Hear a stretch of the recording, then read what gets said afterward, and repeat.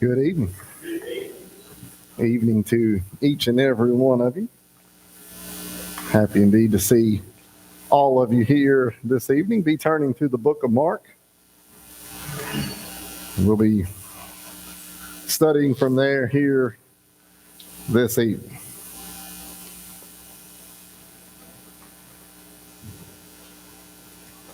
Hopefully we know where the book of Mark is. Matthew, Mark, Luke, and John. I still sing that song in my head. About 2/3 of the time that I'm flipping through the Bible, I sing that song. I feel like if I'm 90 years old, I'll be, and it's one of those things that I know where they are, but it's like if I'm trying to say it to you verbally, I just can't do it. Philippians, so you just got to roll right into it. You can't just say. It's like LMNOP in the alphabet. You got to say them all in one syllable. You can't say L, and it's like LMNOP. It's like that. You got to throw it out there just like that. Well, it's the same kind of way here with this. But these books are familiar to us, and you'll see that and some of what we're going to talk about tonight. The game plan here this evening is to talk a little bit about the life of Jesus. Unfortunately, I would argue that Mark is probably the worst book to find about the life of Jesus. Mary and Will and I were talking about that on the way over to church tonight. Matthew and Luke are sort of long, extensive books. John isn't as long, but John is probably the best story of any. Mark is not really long enough, and it doesn't have the best story. But I wanted to do it this way because, as I told you last week, I wanted the birth, the life, the death, and the resurrection. And that's just kind of the way it falls for this. So we're going to be talking about that tonight. And we're going to be looking at it in perhaps a unique way. I'm not sure if you would think so or not, but well, hopefully it will be. But Mark, of course, the second book of the New Testament, the second book of what we will be referring to often as we say, the New Testament for Christians. I did not know that, or at least I've never really seen that. Did that do any? Is that? Mm-hmm. Yeah, that was something that was this statement here at the top thought to be a memoir dictated by the Apostle Peter. So I don't know. Some of these things are somewhat complicated in what they are, but that kind of caught me off guard just a little bit when I was looking for it. But I didn't really dive into it because I wanted us to hit on a couple of different things. Gospel of Mark. The first 4 books of the New Testament are referred to as Gospels. I've asked you this before. What does that word mean? It means good news, right? Gospel is a old English word. Godspell meaning good news. That's a word that's used right there. Why do you think these first 4 books of the Bible would then be referred to as Gospels or Godspells or good news? We're talking about Jesus. And you get the best news was the birth of Jesus Christ, right? Because we've spent 39 Old Testament books sort of building up to it. Here's where that comes in. So that's what we're talking about here. This has nothing to do biblically, but I wanted to start with this. How many of you have ever heard of the rule of 3? If you've not heard of it, you've used it before. Here's what the rule of 3 is. The rule of 3 is when you're telling something, you tell 3 things. Okay? And there's a reason for it. The reason we can see right here, it suggests a trio of events of characters just sort of fits better. Okay? So you tell 3 things. Here's a couple of examples. The 3 little pigs. You guys remember the story of the 3 little pigs? What did the first one do? Build a house out of straw, and the wolf comes in and does what? Blows it down. And then what did the second one do? Build it out of sticks, and the wolf comes in and does what? Blows. What did the third one do? Build it out of bricks, and he huffed and he puffed, and he could not blow that house down. That's a satisfying. What if the third one had built his house out of cardboard, and then the fourth one had built his house out of blocks, and it took like 8 times to get to the end of the story. The wolf would be dead by the time that happened. So this rule of 3, this idea is, you have, well, that didn't work, and this one did. There's all kinds of examples. Goldilocks and the 3 bears, right? The porridge, right? One was too hot, one was too cold. What was the third one? The bed. One was too hard, one was too soft. Just right. She must have slept at my house the other night. Mine's not hard or soft, but it's terrible either way. I don't know what it is. So it's just awful. And then you got like the 3 musketeers, liberty, fraternity, or equality, and fraternity, right? Yeah, all for one and one for all. Those are just obviously stories, but life, liberty, and the pursuit of happiness. Thomas Jefferson wrote those words, modeled after John Locke's words, which were slightly different: life, liberty, and property. But that kind of caused some problems in a slave-holding country. But life, liberty, and the pursuit of happiness. What if they listed all these things? Americans are entitled to this and this and this and this. I've already had enough. But you remember that. Those things were written 240, 50 years ago, but people still remember them. Okay, you see a couple other. Stop, drop, and roll. Do you guys remember what that is? That's a fire, right? You catch on fire. Lucille, do you know that? You're supposed to stop, drop, and roll if you're on fire. Now, not if the house is on fire. You don't just lay down, roll around the floor like you're the 3 Stooges, like spinning around in circles or anything. But you stop, drop, and roll. If the rule to putting the fire out required 28 steps, I'd be crisp by the time it's ready, right? And then the third one, some of you guys may remember this from back in the 60s, right? Turn on, tune in, and drop out. That you may have heard of those. But this rule of 3 is a commonly used trope. You use this and you don't even know it, because anybody who knows how to tell a story knows how to build that story up. You can't have too much. Can't have too little. You got to have just right. Did I not just do it right there? Too much, too little, just right. Attention span. Absolutely. Absolutely. I don't need to hear all the examples, but maybe a few. All right. But this is called the rule of 3. And so tonight we are going to look at 3 different types of things that happen in Jesus' life. There is no way for us to have a one-night study where we examine every aspect of Jesus' life. We just cannot do that. There are people that do studies that last for years about that. So that's not possible. But what I want to do is I want to look at 3 things tonight that the book of Mark will talk about. And first of all, we're going to look at parables.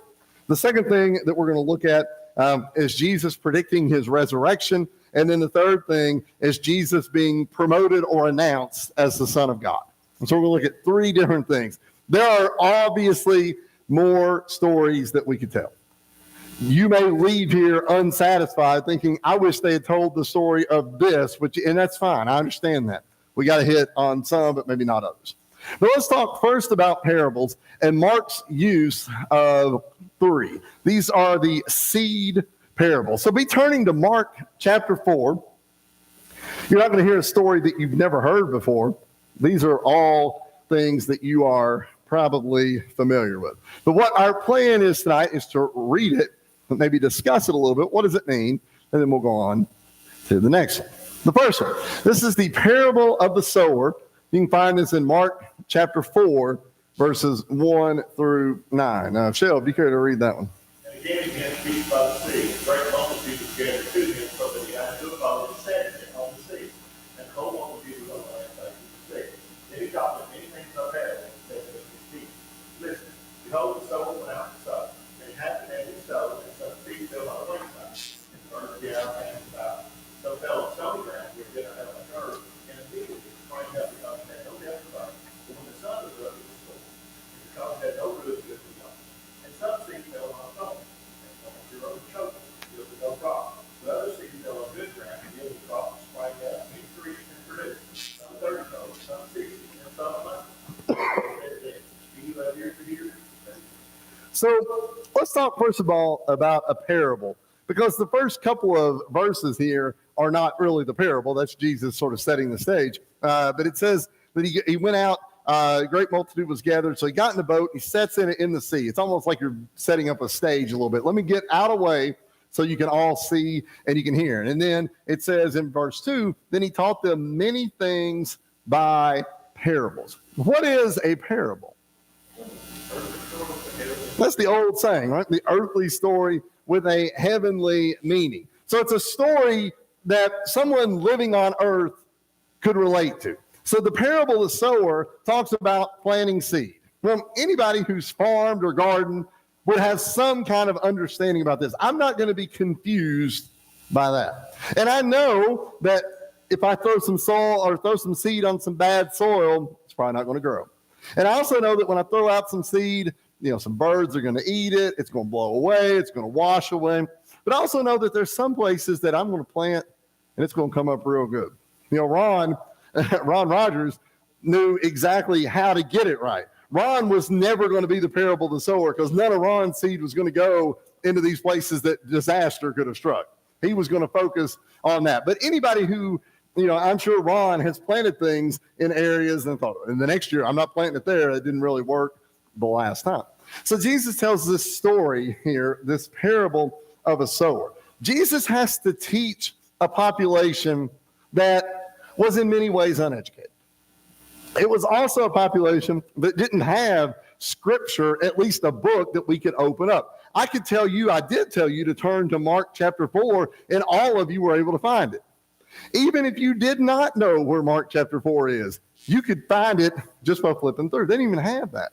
So Jesus is talking to a population that a little undereducated and didn't have access to the stuff that we have. So he's got to tell a story that's going to make it click with them. So he tells us about sowing the seed and all of this. But finally, there at the end, it says that the seed that fell on good ground and yielded a crop sprang up, increased and produced some 30, some 60, some 100. I guarantee you there were people in that crowd that heard that and thought, I remember that. That happened to us one time. When we planted, 1984, we planted that crop. It grew like crazy. Some of you may be able to remember that. Jimmy, I'd say you can remember some tobacco crops that were here, some that was down here, right? But I'm sure there are people that's like, man, this guy gets me. He knows what I'm talking about. I understand this. This is the time, I'm reading a book right now about the story of Christianity. And it's really more a history book about the growth of Christianity. And the time from about 200 AD, so about 170 years after Jesus dies, to about 500 AD, is chock full of confusing arguments between people. And there was a group of people that effectively said, people are losing interest in the church because they don't understand what anybody's talking about. Could Jesus have given some kind of deep theological discussion while he's standing there on that boat? But what would his crowd have heard? Is there a place for a deep theological discussion? Is it whenever you're holding a revival trying to get people to come into the building? Is Jesus holding a revival right here? Exactly. He's trying to bring these people in. He is inviting them into the tent, as it were. He's showing them something that they can relate to. There were people that left that day that I guarantee said, I bet that guy's a farmer. We don't have any evidence that he was a farmer at all. But he told a story that made sense to the population. That's a very important task when you're teaching people anything. There are some people that can teach things very well, some people that cannot teach things very well. And it has often very little to do with knowledge. It has a lot to do with presentation and a lot to do with what do my people that I'm teaching need to know. They needed to know about this seed, which he's presenting, falling on good and bad soil. A little bit later, he will explain that same thing. Now, let's go a little further. Mark chapter 4, verses 26 through 29. Still in this conversation about seeds. This is the parable of growing seed, which you may see there. Mom, do you care to read that one? Mark chapter 4, 26 to 29. And he said, so is the kingdom of God, as it is at seed. And he slew, and God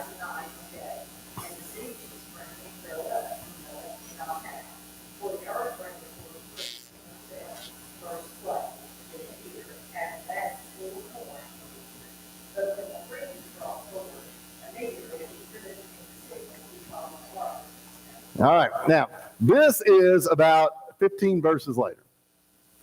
Jesus starts off by saying, he throws some of this seed down. Some of it's going to fall, and some of it's not. Do we really know where the seed is going to take? Not necessarily. That's where earlier in chapter 4, it's titled The Parable of the Sower Explained. He kind of explains that. But this is right here. And so what happens is you do a little work, you put a little work into it, you work hard at it, you try to, but sometimes it's just going to come up, right? And it comes up, and it says it comes up first as what? Just the leaf, right? The grass, the leaf, whatever it might be. Just barely, a little shoot comes up. You ever known a Christian or a soon-to-be Christian that's just a little shoot? Just barely up. If you've got a plant that's just barely growing, what do you got to do with that? You got to be gentle with it, okay? You got to be gentle with it. You plant grass out in your yard. Sow a little grass there, right? You got a spot where you're going to sow some grass. You maybe put down some straw. You water it. The first time you mow, do you drive over top of all that? No. What do you do with your lawnmower when you get to that where that grass is growing? You go around it. You avoid it, right? You let that grow. And your yard's going to look bad because your yard's going to be mowed like this, and then eventually that's going to grow up like this. But you got to let it grow a little bit.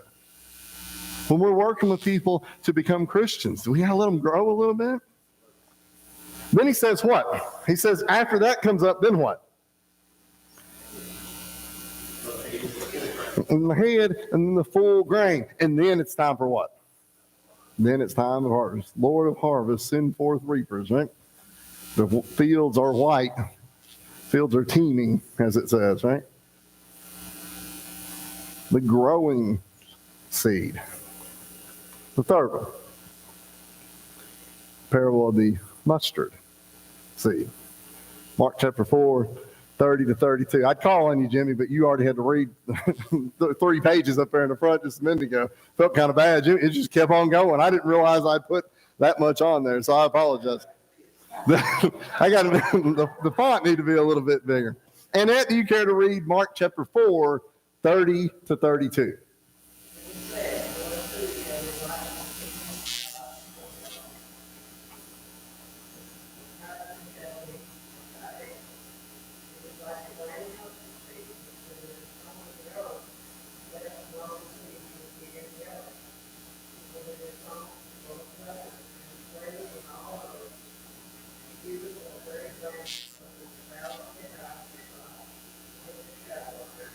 Thank you. So he said, to what shall we liken the kingdom of God? Or of what parable? And it said, of what comparison shall we picture it or shall we make it? He said, it's like a mustard seed. That's what these are. It's the picture that I have, but they're kind of blown up a little bit. But very small. Very small. If you've ever had a sunflower seed, not the same as a mustard seed, right? You can eat a handful of sunflower seeds. You got 10 of them or whatever. Mustard seeds are like little, tiny little dots, like a little pepper in there in your hand almost. They're tiny. So it doesn't start off as much, right? The kingdom of God, like a mustard seed, when it's sown on the ground, smaller than all the seeds on the earth. I don't know if that's scientifically accurate or not. I don't think it matters. But why do you tell that? Why do you say it's smaller than all the seeds on the earth? This is parable writing. This is literary writing. Why do you say that? You wouldn't say it's the 17th smallest seed in the world. What's that do for you? You've already lost it, right? But I know small, I know big. It's the biggest, it's small. This is the smallest seed, but it says it comes up as what? Comes up as large. It comes up with branches so that the birds could rest in it, right? Or rest under it. Yeah, I heard something. I've always marveled at it. You take a little acre, you know what acre. Mm-hmm. You see it. But it's still tiny. But it turns into a massive oven. With its arms straight out that weigh 4,000 pounds of peas. That's almost if you say, look what I did. Mm-hmm. You can't hold your arm out. Oh.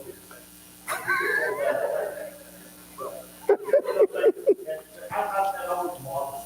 Yeah. I'm sick of 4,000 pound meal out here. I'm holding that. Right. Right. But it's just something to do with that. Yeah. We can relate.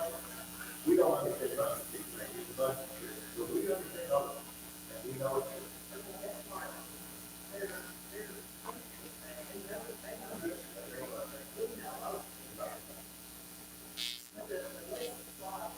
Sure. So what is the lesson here with these three parables? Why does Jesus use these three parables in this lesson that he's teaching from the boat? What's the point here? Because they build on each other. You have one, it's one, and then another, and then another. So what's Jesus trying to teach with the sower, the growing seed, and then the mustard seed? Mm-hmm.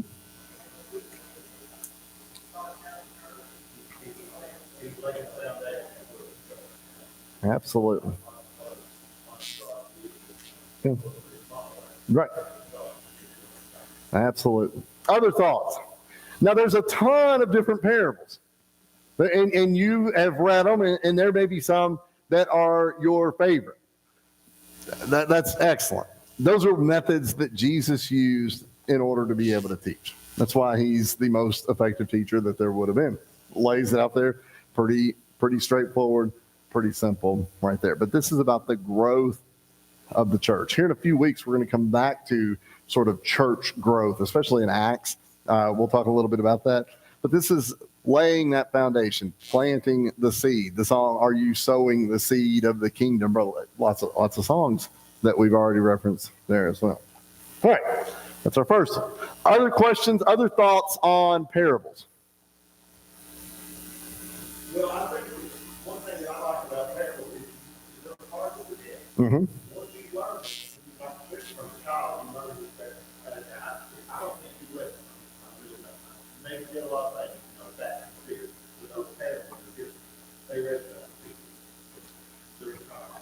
Verse 33 and 34 after this, it's not on the screen, but if you turn over, if you look over, "And with many such parables, he spoke the word to them as they were able to hear." That's important. They were able to hear. I got to know what the people are able to hear before I start talking about it. But without a parable, he did not speak to them. This is Jesus in sort of the early days of his teaching. They're not ready for that. We see that a little bit later. They talk about how you should have been ready for meat, but you still needed the milk. Well, right now, they still needed the milk. They're not even close to being ready for meat yet. So let's talk about parables. Let's talk about farming. Let's talk about plants and trees. Let's talk about people's animals and coins and those kind of things, because people could relate to it. But it said then afterwards in verse 34, it said, "And when they were alone, he explained all these things to the apostles." Let the people go. They heard what they needed to hear, seed sown. Now the apostles need to know a little more. Let's go a little deeper with them. Why did the apostles right then need to know more than the citizens who heard it? They're the one that's going to be teaching. They're the ones going to have to field the questions. What does this mean? Let me tell you. Yes. Second, Jesus predicting his death and resurrection. All right, this is Mark chapter 8. I think we're Mark chapter 8 to start with, Mark chapter 9, the second one, and Mark chapter 10, the third one. So you may need to turn over just a couple of pages right there. These are shorter verses. We won't expound on them quite as much, but nonetheless, we will. The scriptures are up here on the screen, or you can read it from your own Bible as well. Let's do the first one, which is Mark chapter 8 and verse 31. Ella, do you care to read that for us, dear?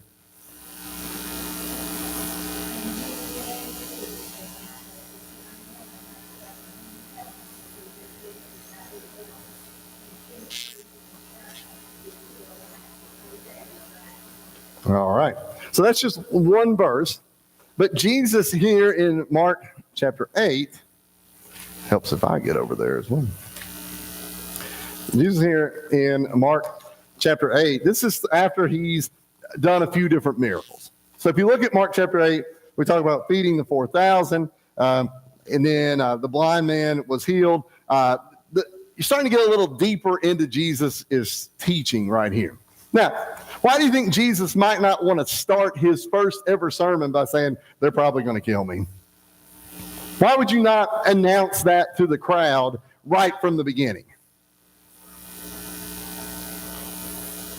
Well, Be confused now. Like, so if Jesus had stood up and said, I will be put to death, that's going to be hard to understand, right? Why? All the questions are going to be about why would you be put to death? You may understand this. I've been in meetings before at work, and they say something at that meeting that probably didn't need to be said. Maybe they told something. They had 10 bullet points, but the first one was one that probably could have went without saying. What do you think every question was about in that meeting? You said, what does that mean? Well, not really. We can't really talk about it right now. Well, why can't we talk about it right now? You could have said the next 9 bullet points where every one of you are going to be given $1 million, and nobody heard that because all they heard was the first thing. So Jesus starts. Think about that. We said a minute ago. Let's go milk, then let's go meat. Now we're 8 chapters in. We're a little deeper in. Jesus has been teaching a little bit. Jesus has been given a few different miracles, and now it says that he predicts his own death. He began to teach them that the Son of Man, who is that? Himself, that's who he's talking about, that the Son of Man must suffer many things. Now they're deeper into it. It's going to be harder to leave now. If you told them on the first day, you follow me, you're probably going to say, I'm going to die, you may die. Pass. I don't want any part of that. But now you kind of got them hooked a little bit, but you're going to have to tell them. He's going to suffer many things. He's going to be rejected by the elders, the chief priests, and the scribes. What does that mean to a, mind you, Jewish audience? What is him saying to them? I will be rejected by the elders, the chief priests, and the scribes.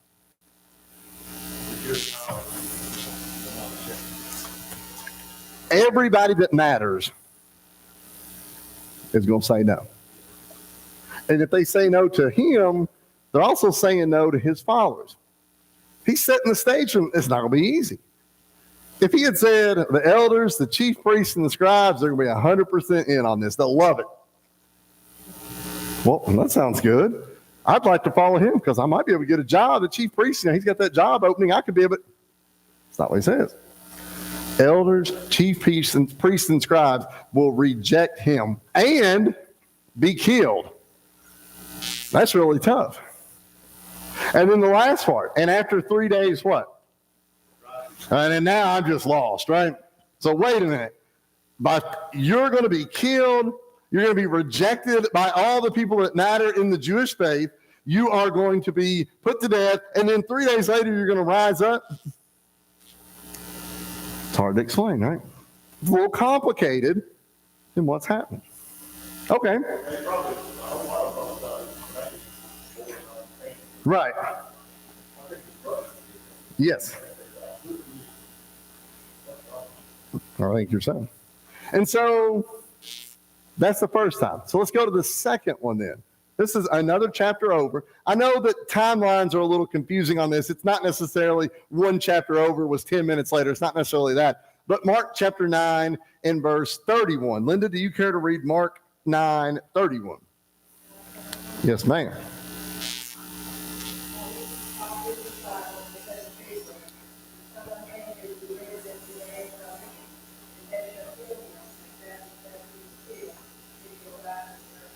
The second prediction, a little stronger, right?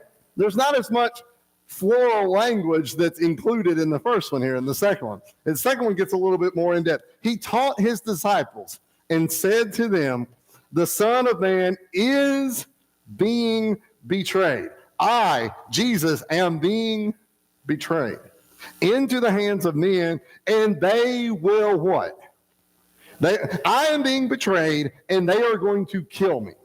That's a lot more clearer than what we just read in Mark chapter 8, right? This is a little more blunt and to the point. But then, and after he is killed, he will rise the third day. Tax that on there at the end. Now, I don't have it up here, but Mark chapter 9, verse 32 says, but they did not understand this saying. And what else? And they're afraid to ask. Now, I get both of those parts, right? How many of you have ever had something, heard something, been taught something, and you didn't understand? Be honest. How many of you have ever said, I probably should ask, man, I don't know, it's not like everybody else got it.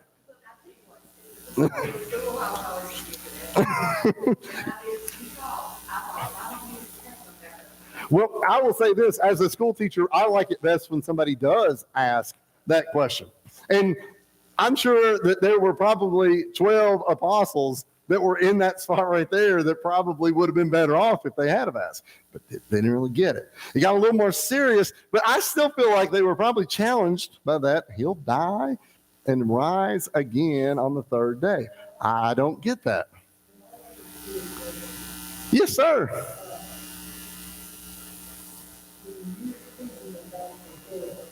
Mm-hmm.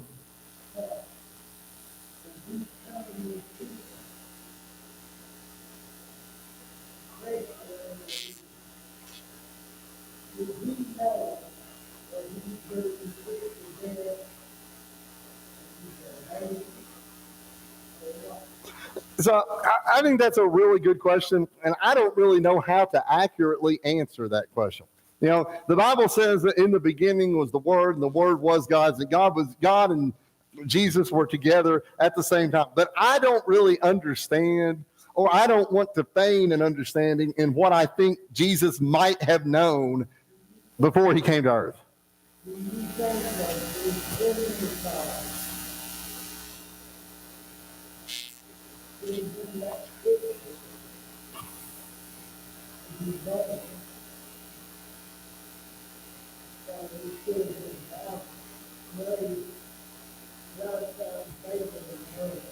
Uh-huh.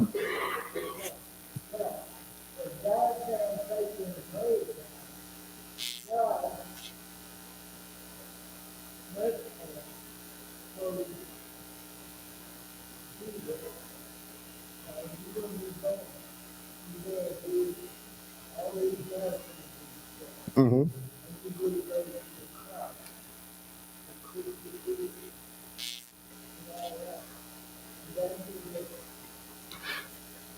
I don't know that I can accurately answer that. I'll open up the door for you all as well. It's pretty philosophical on that. I don't know that there's not a lot of biblical evidence one way or the other for me to say, yes, this is what Jesus knew coming onto the earth.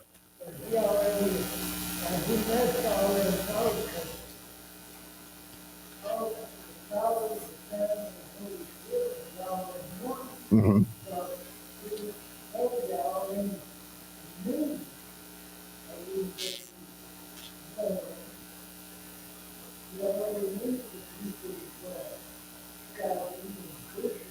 Right. So this is when I told you I was reading this book about like debate during the 200s through the 500s. This is Arianism is one of the titles, one of the topics. And this is one of the debated things, like was the three things, and this is where we're into the weeds already. But this notion of God, Jesus, and the Holy Spirit, 3 in 1. They came up with the notion of a Trinity. You know, sometimes you'll see a clover used as a description of that, but that sort of emerged a little bit later. But the question was, what did all three parts sort of operate the same? That was debated forever. Raymond, you're asking a question that they was asking 1,800 years ago, and there's still not an answer. So I can't give you an answer. And I also don't know if it really matters, but it was a hotly debated issue, and there's just not any way of really knowing what it would be. I do know, though, that the night before Jesus is killed, when he's in the garden, what did he pray? But it passed from him. So he was aware of what he was into by that point. Okay? I also know that when Jesus, before he started preaching, he went out into the wilderness or to the desert and fasted and did all that because he knew what he was about to partake. Now, day to day, I don't know how to really answer that. Mm-hmm.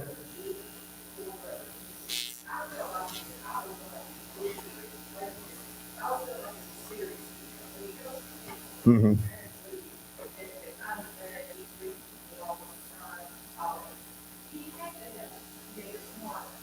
Sure.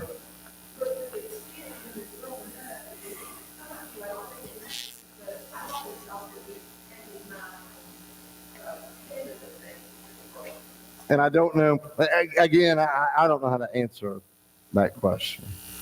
And we do know that the Bible tells us that Jesus comes over the time. Sure. Mm-hmm. That's clear. It's Yeah. We know that, but there are some things that look bad. Yes. That is not right. Right. But it's not okay.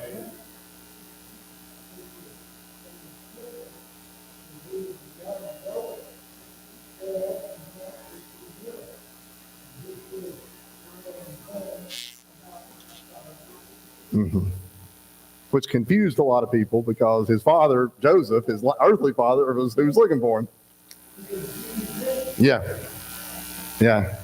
Well, you got to leave confused because I don't have a good answer for you on that one. So let's go to the third one. Our time is sort of getting away. The third time that Jesus predicts his death. This is Mark chapter 10, verses 33 and 34. Lucille, do you care to read that one?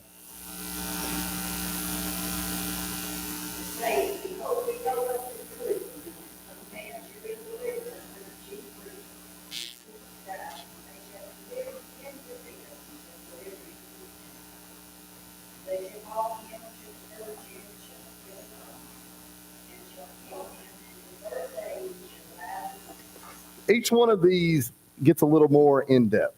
And I think we see that here with this one. We are going up to Jerusalem. So he's sort of outlining what's about to happen. Now, this one is what sets the stage for what Jimmy just read, or what Jimmy read at the start of the service. Because it says that we're going up to Jerusalem. Jesus is going to be betrayed by the chief priests and by the scribes. They'll condemn him to death. They'll deliver him to the Gentiles. All the things that were maybe hinted around in chapter 8 and chapter 9 are said in full in chapter 10. They will mock him. They will scourge him. They will spit on him. They will kill him. On the third day, he will rise again. The next verse, chapter 10, verse 35, James and John ask him what? Are they hearing what he's saying? Not at all. Because he tells them, and what Jimmy read there at the very end of it, he said to them what? Dumb it down for me. What did he really tell them? You have no idea what I'm going through and what I'm about to go through right here. And Jimmy said that in 11 verses, but that's distilled down to what it would be right there. Jesus also tells us he's not able to power to do this. God, he shows his obedience to God. God wants to save somebody. Mm-hmm. Yep. Last one, or last set. Jesus announced as the Son of God. I struggle with this. I didn't know whether this one should be first or second because this one hits at the beginning, at the middle, and at the end of this book. Let's go with the first one. 3 times we see Jesus, in effect, announced as the Son of God. Mark chapter 1 and verse 11. Boo, do you care to read that?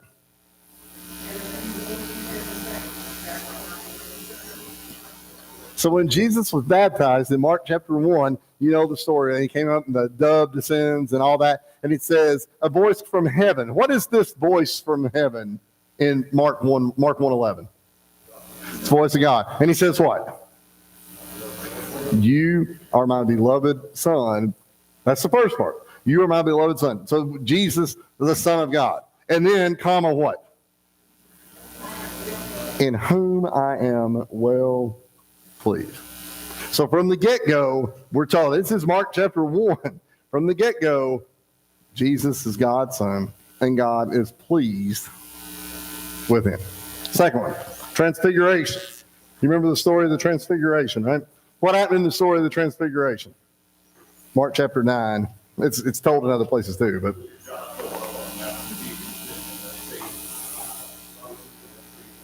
Elijah.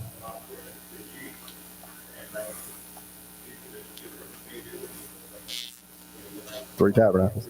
Mm-hmm.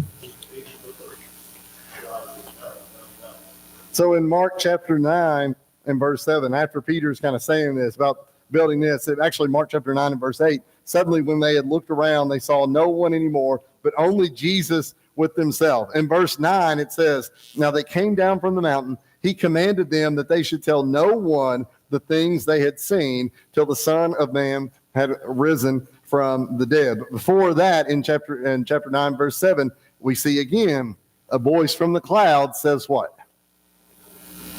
This is my beloved Son, in whom I'm well pleased. So we see it twice now, God saying, this is my beloved Son. But maybe that's just made up. Maybe somebody just said they heard that. Maybe that's just, well, let's go one more. Mark chapter 15, verse 39.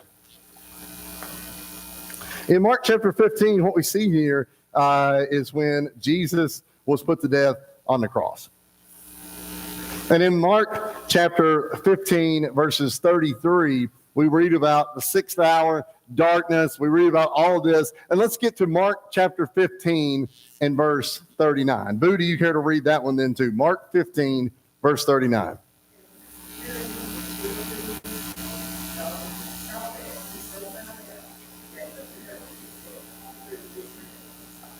So we've said twice, God said, this is my beloved Son in whom I'm well pleased. But at the end, when Jesus dies on the cross, who says exactly what God had been saying? A Roman whose job was to do what? His job was to put Jesus on the cross. And he realized at that point, we were wrong.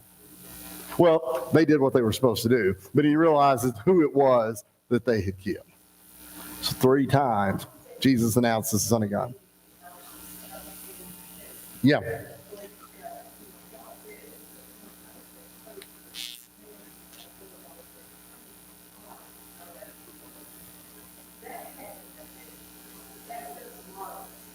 Yes. Yes.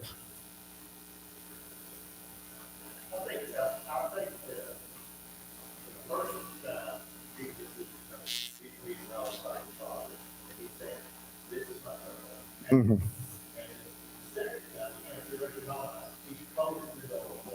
Mm-hmm. Yep. Yeah, that's the end of the. Yeah, I agree with that. I agree with that.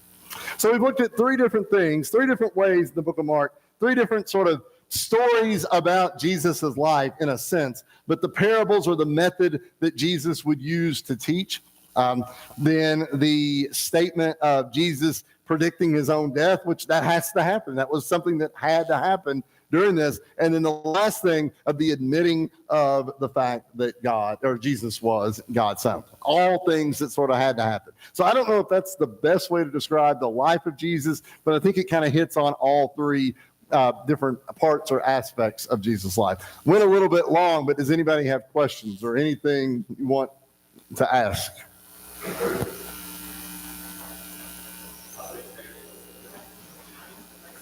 So next week we're going to talk about the game plan, at least, is to talk about in the book of Luke. We're going to talk about the death of Jesus, not the resurrection, but the goal is going to be to talk about Jesus's death and maybe why did it happen, how did it happen, what was the reasoning for it, some of that kind of stuff.